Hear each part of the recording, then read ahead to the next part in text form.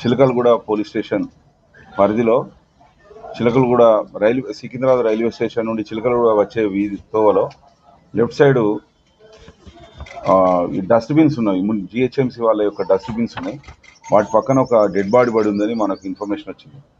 వెంటనే local SHO, DI, ACP, నేను అందరం కూడా సీన్ విజిట్ చేయడం జరిగింది. నైట్ రౌండ్ ఆఫీసర్ కూడా విజిట్ చేయడం జరిగింది. అయితే ఆ dead body unknown dead body ఎవరిది అనేది తెలియకుండా ఉండడం వల్ల మనము దాన్ని మార్చురీకి గాంధీ హాస్పిటల్ మార్చురీకి షిఫ్ట్ చేసి ప్రిజర్వ్ చేయడం జరిగింది.